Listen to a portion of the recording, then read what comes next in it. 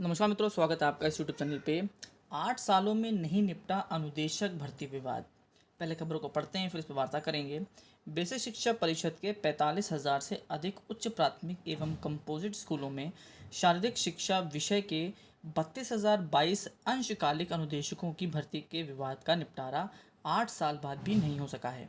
3.25 साल तक लड़ाई के बाद सुप्रीम कोर्ट ने नवंबर 2022 में यह प्रकरण हाई कोर्ट में वापस भेज दिया था, जहां पिछले 1.5 साल से एक बार फिर मामला विचाराधीन है। इतना समय बीतने के बाद इस भर्ती के लिए आवेदन करने वाले 1.5 लाख से अधिक अभ्यर्थी निराश हैं।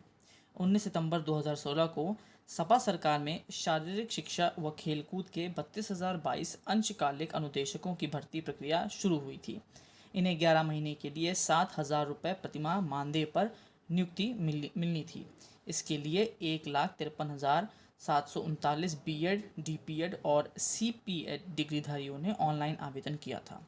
2017 में हुए विधानसभा चुनाव के बाद सत्ता बदली तो 23 मार्च 2017 को सरकार ने भर्ती प्रक्रिया पर रोक लगा दी। इसके खिलाफ अभ्यर्थियों ने याचिका की, जिस पर हाई कोर्ट ने 3 नवंबर 2017 के 2 महीने में भर्ती पूरी करने के आदेश दिए थे। हालांकि इसके खिलाफ सरकार ने हाई कोर्ट में स्पेशल अपील दायर कर दी। हाई कोर्ट ने 12 अप्रैल 2018 को सरकार की स्पेशल अपील खारिज करते हुए फिर से 2 महीने में नियुक्ति का आदेश दिया था। इसके बाद हाई कोर्ट के आदेश के खिलाफ सरकार ने सुप्रीम कोर्ट में अपील कर दी। सर्वोच्च न्यायालय में 5 अगस्त 2019 को पहली बार इस मामले में सुनवाई हुई थी। 10 दिसंबर 2022 को सर्वोच्चतम न्यायालय ने अनुदेशक भर्ती निरस्त करने के उत्तर प्रदेश सरकार के फैसले पर कोई टिप्पणी करने से इनकार करते हुए याचिकाकर्ताओं को छूट दे दें कि वे हाई कोर्ट में याचिका कर सकते हैं। उसके बाद अभ्यर्थियों ने नवंबर 2022 में फिर से हाई कोर्ट में याचिका दायर की थी, जिसका निपटारा अब तक नहीं हो सका है। बीपीएड बेरोजगार संघ के प्रदेश अध्यक्ष धीरेन्द्र यादव का कहना है कि आरटीई के में शारीरिक शिक्षा अनिवार्य है और इसके लिए प्रत्येक उच्च प्राथमिक स्कूल में शारीरिक शिक्षकों की नियुक्ति के लिए हमारी लड़ाई जारी रहेगी। तो आप देख सकते हैं कि 2016 से शुरू हुई थी इस अनुदेशक भर्ती की लड़ाई और हो चुका है 2024 भी आधा लगभग हो चुका है। सबसे बड़ी समस्या हमारे प्रदेश की या देश की वो ये बन के रह जाती है कि जब भी कोई भर्ती आती है तो उसके जो नोटिफिकेशन होते हैं या कह लीजिए जो उसके कागज़ होते हैं वो इतने हल्के तौर पे बनाए जाते हैं कि वो कहीं ना कहीं चैलेंज हो जाते हैं।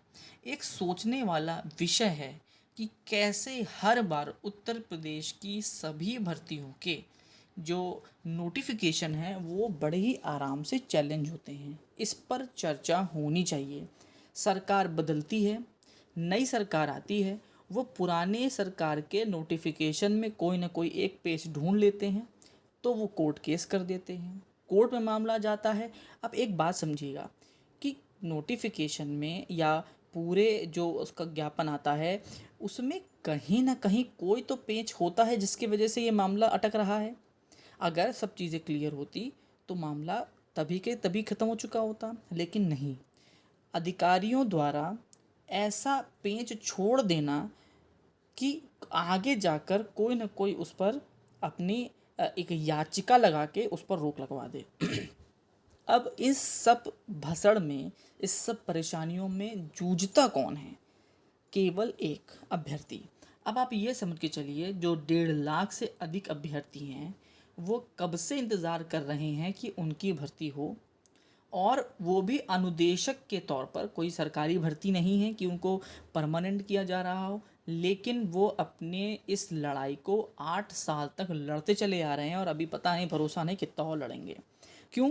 क्योंकि नोटिफिकेशन में कहीं ना कहीं कोई खेल पक्का होगा जिसको लेकर सरकार विपरीत दिशा में जा रही है। अगर ऐसा नहीं होता, सभी कागज़ बराबर होते, तो क्या किसी सरकार की दम है कि वो भर्ती को निरस्त कर दे? बिल्कुल भी नहीं। दूसरा, अगर सरकार को ये दिखता है या विभाग को ये दिखता है कि पहले कहीं कोई गड़बड़ हुई है तो कोई रास्ता निकाल कर लोगों को नियुक्ति देनी चाहिए। देखिए, इस वक्त भारत देश में सबसे बड़ा मुद्दा इस चुनाव में मेरे हिसाब से जो सबसे बड़ा मुद्दा सिर्फ एक है, वो बेरोज़गारी है। देखिए, महंगाई उतना बड़ा मुद्दा नहीं है, क्योंकि लोगों के पास अब पैसा भी आ रहा है और वो खर्च भी कर रहे हैं, और महंगाई तो बढ़नी ही है, जीवन में कभी कम नहीं होनी, ये एक कटु सत्य है।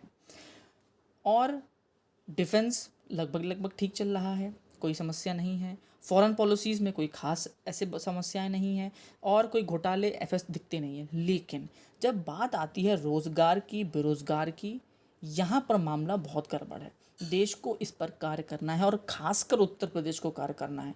मेरे हिसाब से जितनी भर्तियां उत्तर प्रदेश की कोर्ट में जाती है, इतनी तो पूरे देश के राज्यों को मिलाकर भी नहीं जाती होंगी। इस पर कार्य होना चाहिए, और संबंधित अधिकारी पर कार्रवाई होनी चाहिए कि कैसे आप नोटिफिकेशन बनाते हैं, किस नाम के अधिकारी बने बैठे हैं भाई आप।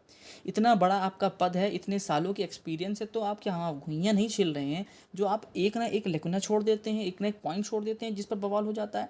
इस पर भी सवाल उठना चाहिए, और अगर कोर्ट से मामला ख़त्म हो तो ये मांग होनी चाहिए कि उस वक्त के अधिकारी, नेता या जो भी संबंधित व्यक्ति है उस पर कार्रवाई होगी तो अगली बार से किसी की दम ही नहीं है कि कोई भी एक भी कागज़ या एक भी लाइन गलत लिख जाए, और उस एक लाइन के चक्कर में लाखों बच्चे सालों साल केवल सफ़र करते हैं।